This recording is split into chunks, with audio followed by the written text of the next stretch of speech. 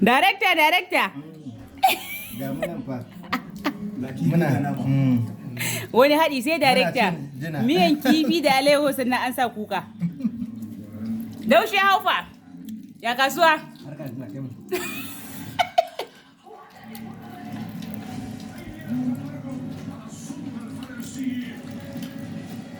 Nama ne bakina. Ina koma kuma kifi zan tafi. Dole Mahmud na gode wa Adamawa haka. Gaskiya. Dole ya ce Adamawa na da karamci. Abinci safa da rana. Ina ga kifi in ci kai. Daushe ya kasa bude mai masu da shi. Adamawa fa a Shelleng ne. Ai gode. A yanzu ka iya budewa. A wannan ne rana ne. Rawo din da kai.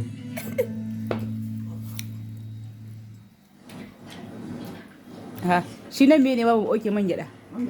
Ga dan wake. Daushe bude min nan. Wannan. Budewa ba dagawa ba. Ana bidiyo kar ka ba mu kunya. Sai dai kar aguma. Ga zobo, ga kunin gyada. Ga mene ma nan da nono. Miyan kuka amma kana sha yadda ka san. Dambu ne nan? A wani lokacin shinkafa ne ya julof. Ki sai a yan tantance wani irin abuwan? A'a. A gidan matan da gidan tarihi. Dambu ne.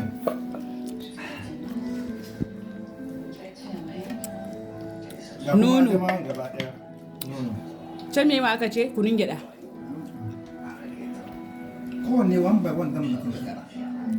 Yau zan ga in cikin rumbu ne da ku ta yaya za ku ci shi one by one. One by one. Director ina ciki complete? Ina ciki? Ina ciki. Garin Shelleng. Garin Shelleng. Shelleng ta yi daɗi. Ji ba fa Shelleng ba Shelleng. Kifi ne nake gutsulo shi kamar tuwo. Na ta gankan yawa tafiyo, amma ba kuma nan Mugu wanda dai muna kawai mu kwana a nan.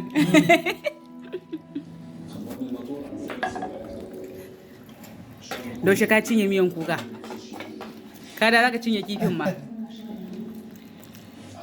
An ji mai sama kai ba zai kashe gwanin shi ba kwanin nan.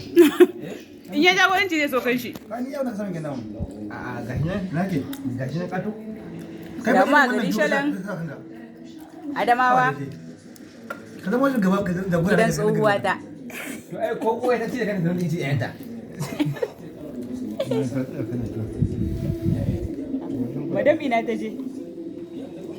Ta tashi shi. Ta ɗauka tana falo. Aka ce bari shi alfai.